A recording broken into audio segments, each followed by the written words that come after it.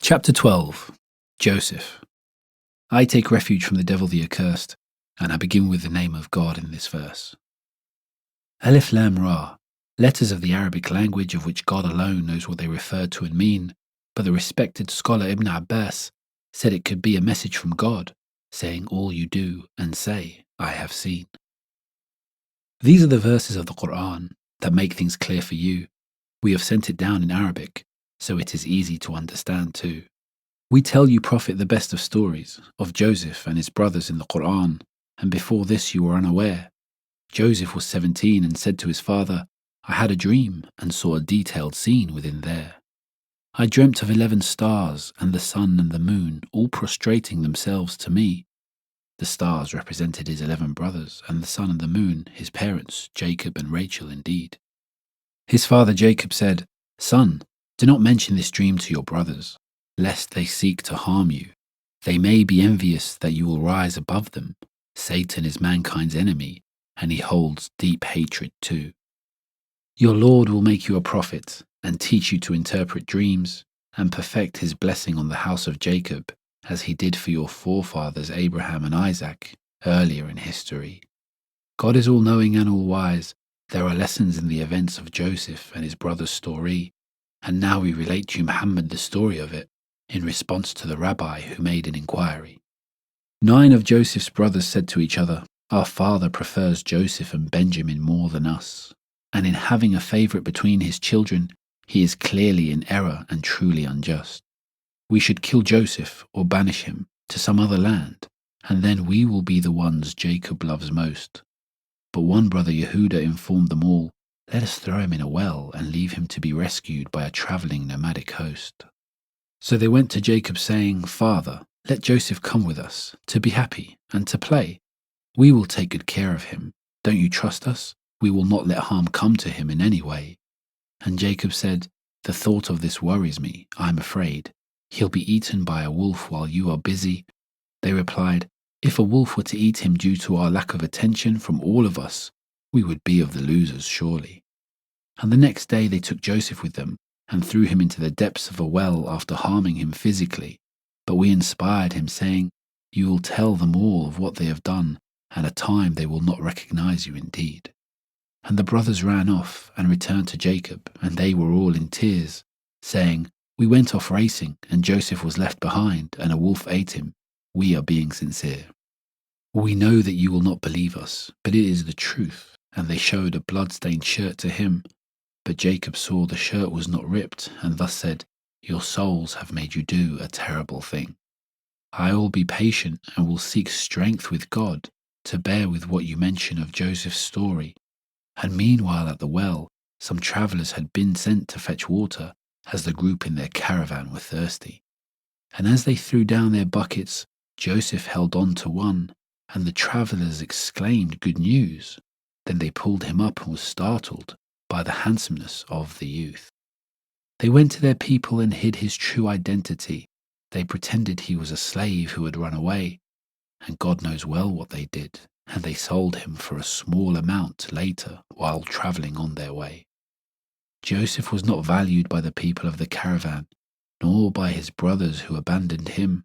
Neither knew of Joseph's true value, but God had given Joseph a prophetic blessing. The person that bought him was named Potiphar. He was treasurer to Egypt's king, and Potiphar said to his wife Zuleika, "Care for him well, he may be useful, or we might adopt him." In this way we settled Joseph in Egypt, and taught him how to interpret dreams. God is the controller of all destined events, but few people realize this indeed. And when Joseph reached maturity, at the age of 33, we gave him wisdom and knowledge. Such is the reward of those who act virtuously. And at that time Zuleika tried to seduce him, bolting the doors of the house and calling out to him, "Come to me, I am yours." But Joseph said, "God forbid I turn to sin. The master of this house has been good to me. Those who do wrong will be called to account." And he would have sinned had we not made a vision of Jacob, his father, come about. As soon as Joseph saw the vision, his desire left him, and in this way we protected him from indecency. For truly he was one of our chosen servants, so he ran to the door as he tried to leave. But she grabbed his shirt, tearing it from behind, and just after that Potiphar came in, and Zuleika said, "Send Joseph to jail or punish him. His intention with me was fornication." But Joseph said, "It is she who tried to seduce me." Then one of Zuleika's family advised Potiphar on what to do, saying if his shirt is ripped from the front, Joseph is lying, but if ripped from the back, then what he says is true. Potiphar saw Joseph's shirt was ripped from the back, evidence that she had tried to grab him while he ran away, and said to his wife, "Woman, this is evidence of your scheme.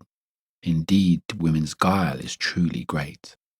He then said, "Joseph, do not mention this to anyone, and Zuleika, you have erred, so repent your sin." However, the story was heard throughout the town, and the other noble women mocked Zuleika again and again, saying, "The treasurer's wife is in error.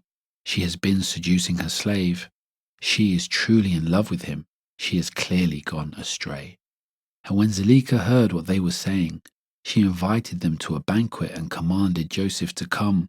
And when they saw him, they cut themselves in awe of his beauty and said, "He is an angel in the form of a human." And Zuleika said, "This is the one you mocked me for lusting after. I tried to seduce him, but he wished to stay chaste. But if he does not succumb to me now and do as I wish, I will have him degraded, thrown in prison and locked away." And Joseph said, "Lord, I would prefer prison to what these women are enticing me to do, and surely I will succumb to what they want from me if I do not receive protection from you." And God answered his prayer and protected him from their desires. He is all hearing and all knowing. And because of the shame of the event, Potiphar deemed it best for Joseph to be put in prison. While he was in jail, he had two cellmates who had been servants in the king of Egypt's house. And in the 5 years they were incarcerated together, they saw that Joseph was wise and devout. So one of the prisoners said, "I had a dream where I was pressing grapes, making wine. Tell me what it means." And the other said, "I had a dream I was carrying bread on my head, and birds were eating it from on top of me." Joseph said, "God has taught me to interpret dreams. I can tell you these dreams' meanings before our next meal comes. I will explain them to you as a mercy from God, and urge you to follow him, affirming he is the one. I reject those who disbelieve in God and deny the hereafter. I follow the faith my forefathers did, Abraham, Isaac, and Joseph, and God has graced mankind, so none but him should mankind worship. But most people are ungrateful to God. They do not give thanks and associate partners with the Almighty. Fellow prisoners, is worshipping many gods better, or worshipping the one, all-conquering over created beings? All other things you worship are words that you and your forefathers invented, names with no authority. All creation belongs to him alone, and he orders you to worship none but him solely. This is the truth of religion, but people do not realize it, so they give God's partners and associates. And now I will explain the dreams of which you have asked me to divinate. The dream concerning grapes means you will be released, and you will serve your master wine. And the dream concerning birds and bread means that birds will peck at you after you've been crucified. And then he said to the one who would be released, "Tell your master, the king, about me." But Joseph remained in prison for years, as Satan caused the prisoner to forget Joseph when he was released. In the meantime, the king of Egypt had had a dream, which he asked his advisers to interpret for him, saying, "I dreamed of 7 green ears of corn, and 7 withering away, and 7 fat cows who are by 7 thin cows being eaten." Advisers, tell me the meaning of what I saw, if you can interpret dreams. They said these dreams are confusing to us. And then finally the prisoner who was freed remembered Joseph and asked for permission to have him explain the dream for the king clearly. He visited Joseph, who was still in prison, and said, "Truthful Joseph, please explain what is the meaning of 7 fat cows eaten by 7 thin ones, and then 7 ears of green corn, followed by 7 withered away." Joseph said, "You will sow crops for 7 years, store most of what you reap, eat little of it, because you will need to consume it in the next 7 years, as it will be followed by years of drought and hardship. and after that will be a year with abundant rain, and you will be able to make oils and wine. And when the king heard this, he was impressed and said, Bring Joseph to me. But Joseph declined, saying, First ask the king to look into the issue that incarcerated me. Tell him to ask the women who cut themselves about what they did. My lord knows well of their treachery. So the king asked the women, What happened on the day you were invited to eat, when Joseph came in? Did he try to do anything to you? And they said, May God preserve us. We only know good of him. And then Zuleika admitted, The truth is out. I tried to seduce him, but he refused. He acted virtuously. And Joseph said, Now the master of the house will know I did not betray him in regard to his family. God does not guide those who make mischief and who are treacherous. And then he humbled himself and prayed, saying, Lord, I do not pretend to be blameless. A man's soul entices him to evil. Unless you give mercy, we go astray. You are the most forgiving and merciful. You are the majestic Almighty. And the king of Egypt said, Bring Joseph to work in my court. He will serve me personally. And when the king spoke to Joseph, he interpreted other dreams and said, From now on, Joseph, you will have our trust and be given favor and prestige. So Joseph said, Let me manage the storehouses. I will manage them with skill and care. And thus we gave Joseph power in Egypt and allowed him to settle there.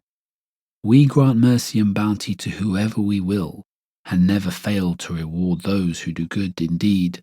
Yet the reward of the hereafter is best for those mindful of God, those who indeed believe. And later on, Joseph's brothers came to Egypt in search of food at a fair price, and ended up before Joseph, the store manager, and though he recognized them, by them he was not recognized. They came to him, and he asked them, Why have you come here to this land? And they said, We are looking for supplies. And so he says, Where did you come from beforehand? They said, We come from the land of Canaan. Our father Jacob is a prophet of the Lord. And Joseph asked, I must know if your father has any other children, so I can measure out your food properly from our stores. They said, We used to be 12, but one of us died. He perished in the wild when he was young. And there is another Benjamin, who is a full brother to the one that died, who is now our father's favorite son. And because the one who died is not with us, our father comforts himself of the loss of another of our brothers through Benjamin, so with our father Benjamin resides. So Joseph said, Bring this brother to me, so I may see whether you are telling the truth, and so that I may give you the correct share that each of you are due. You will have no more from me if he is not brought here, as your claims must be verified. So they said, Indeed, we will try to persuade our father to let Benjamin leave his side. And Joseph said to the servants in secret, Put the money they have paid back in their bags. And so they headed back to their father Jacob, and thus returned to their native land. They said, Father, we will not be able to get more corn unless you send Benjamin back to Egypt with us. But we will get another measure if he is in our company. Leave Benjamin in our trust.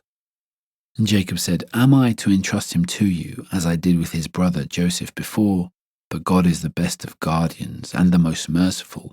I hope he will favor me by guarding Benjamin. He alone knows what's in store. And then they unpacked their bags and found their money and said to their father, See, here is yet another example of the store manager's kindness and generosity. He has not taken payment from us, and if we return with Benjamin, we will be given more grain. Father, trust us. We will look after him, and there is much for us to easily gain. And Jacob said, This man returns your money to test you. You must return the money to him, and I will only let Benjamin go with you if you swear you will do all you can to protect him. So they swore they would, and Jacob exclaimed, God is witness over what we say. And my sons, when you get to Egypt, do not enter from the same route, but enter from different gates. He warned them of this because he feared the evil eye would surely come on them if they were all traveling in a group, because they were all so well formed and handsome. I cannot help you against the will of God, against what he has decreed will befall you. Those who will rely should rely on him, This is what all believers should do. And though they entered Egypt through different gates, it did not change what God had decreed, and Jacob knew his advice was merely satisfying his desire to advise his sons rightly. It would not change what was to come, and Jacob knew this is how God works. We had given knowledge to him. But of these matters, most people are ignorant. They do not understand destiny or God's ordainment. When the brothers reconvened as a group and went to Joseph, he asked to speak to Benjamin separately and revealed to him in private, I am Joseph, I was not killed, and by what our brothers did, do not be aggrieved. And then Joseph explained a plan to his brother Benjamin that would mean Benjamin would stay with him, and had one of his servants secretly place in the bag of one of the brothers a goblet that belonged to the king. And when they had been given grain, the brothers were about to leave, but one of the servants called out, Band of brothers, people of that caravan, surely you are thieves. And the brothers said, What have you lost? The servant said, The king's cup. Whoever returns it will get a load of grain. But the brothers said, By God, we did not take it. We have not come here to make mischief in any way. And the servant said, If we find you are lying, what punishment shall we give you? And in full confidence of their innocence, the brothers said, The thief should be imprisoned. For wrongdoers such punishment is due. So the brothers' bags were searched, and in Benjamin's bag the goblet was found in there. And all this happened as God has ordained. God is all-knowing and all-aware. And in this way we plotted on Joseph's behalf. Had God not willed, Benjamin would not have been detained. But he was able to keep him and avoid the normal punishment for thieves because of the questions exchanged. When the servants asked the brothers, What will the penalty be? It is they who outlined the punishment of prison instead, and thus Joseph was able to keep Benjamin, as it was the brothers who had set it up through what they had said. We raise in rank whoever we choose, and above all those with knowledge is the all-seeing Almighty. And the brothers said, Benjamin must be a thief like his deceased brother Joseph, who also stole previously. They were referring to an incident when Joseph took an idol from his mother's father and smashed it to smithereens. And though Joseph heard the words, he did not reveal the truth to them, but said to himself, You are in a worse situation, as you stole your father's son from him. God knows the truth of what you claim. And then the brothers began to plead, Mighty governor, our father is an elderly man, so let one of us intercede. Take one of us instead of Benjamin. We can see you are fair and virtuous, it's true. But he replied, God forbid I do such a thing. Keeping other than the one who had the king's cup would be an unjust thing to do. And when the brothers realized they could not negotiate, they gathered, and the eldest of them said, Remember when we swore to protect our brother, we have now failed in keeping that pledge. Just as we did when we said we would protect Joseph. I will stay here in Egypt, and you return. Tell Jacob, we saw your son stealing, that is what happened. How could we protect against something that we did not know would occur? Tell him to ask the people who travelled in the caravan with us, to verify we are telling the truth indeed. But as for me, I will stay until Father forgives me, or until God, the best of deciders, opens a way out for me. And when the brothers gave the news to their father, he said, Your souls have prompted you to do wrong, but it is best that I remain patient. My sons may all be returned to me by the all-seeing, all-knowing one. And then he lamented, Alas for Joseph, and his eyes were overcome with sadness indeed. And his sons and grandchildren said, Remembering Joseph will make you ill from grief. And he said, I express my grief before God to God alone. I know Joseph's dream that God revealed. Go back to Egypt and seek news of Joseph, Benjamin, and grain, and do not despair of God's mercy. Only the disbelievers would despair of it. So they all returned to Egypt, and to Joseph they said, Governor, our family has been afflicted. We have no money to pay with, but only poor merchandise instead. But please give us our full measure. Be charitable. God rewards such people indeed. And Joseph said, Do you realize now what you did in treating Joseph and his brother badly? In shock the brothers responded, Is it really you? He said, Yes, and this is my brother Benjamin by my side. God has been good to us. Anyone who is mindful of God and steadfast will have the reward that will not be denied. The brother said, By God, God did really favor you over all of us. We were in the wrong. But Joseph said, There is no reproach today. May God forgive you. He is the all-knowing, all-seeing one. Take my shirt, it is blessed from paradise, and lay it over my father's face. He will recover his sight that way by God's permission. Then bring your whole family back to this place. And as the brothers left Egypt with the shirt, back in Canaan, Jacob said, You may think me mad, but I swear that I have begun to smell the scent of Joseph, coming from a far-off land. Those with him said, You're still lost in your delusions. But when the brothers returned with the shirt in hand, they put it on Jacob's eyes, and his sight was restored, and he said, Did I not tell you there was special knowledge from God I had? The brothers said, Father, ask God to forgive us our sins. We were truly in the wrong. And Jacob said, I shall ask my Lord to forgive you. He is the most forgiving and merciful one. Then when they all got to Egypt, Joseph pulled his parents to him to say, Welcome to Egypt. God willing, you'll have no fear from hunger or your enemies. Here you will be safe. And then he invited them to sit by him on his throne, and all the family bowed in respect to him, and said, Father, this is the realization of the dream that I saw, with you all prostrating to me in. My Lord has made the dream come true, and he has been ever so gracious to me. He brought me up from prison, and then brought you all from the wilderness to me here in safety. All this God did, after Satan whispered to and put enmity towards me in my brothers' hearts. My Lord is the most subtle in achieving what he wills. He is the most subtle of planners, well aware of every plan's intricate parts. He is all-knowing, he is all-wise. And then Joseph prayed, Lord, you have given me authority. You are my protector, creator of the heavens and earth. It is you who taught me to interpret dreams. Let me die in true devotion to you.